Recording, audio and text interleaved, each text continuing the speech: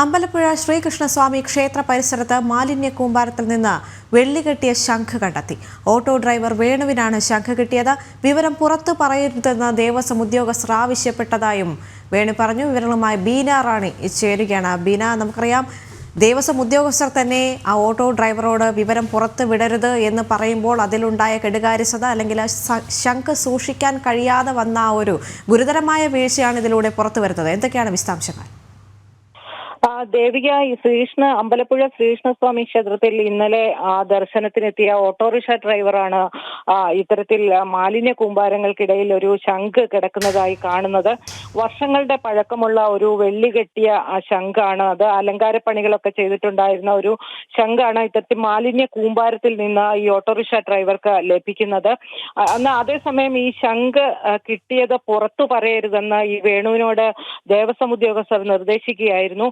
എന്നാൽ താൻ ഈ ശംഖ് കണ്ടെത്തിയതിനാൽ താൻ കുറ്റക്കാരനാണെന്ന് മറ്റുള്ളവർ ധരിക്കുമെന്നതിനാലാണ് ഇക്കാര്യം പുറത്തു പറയുന്നതെന്ന് ഓട്ടോറിക്ഷ ഡ്രൈവർ വേണു പിന്നീട് വ്യക്തമാക്കുകയായിരുന്നു.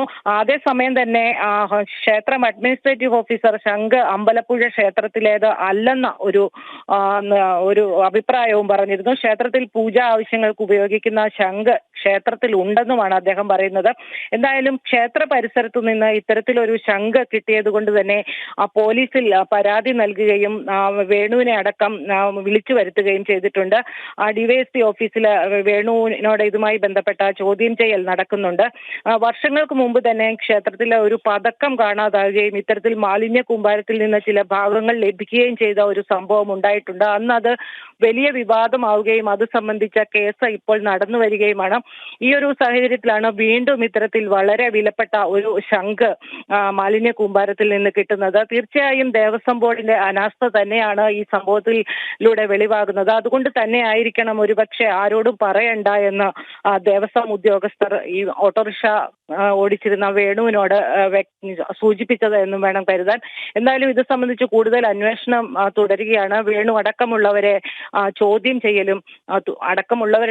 ചെയ്യലും തുടരുന്നുണ്ട്. ശരി, ആലപ്പുഴയിൽ നിന്ന് ബീന റാണിയാണ് വിവരങ്ങൾ പങ്കുവച്ചത്.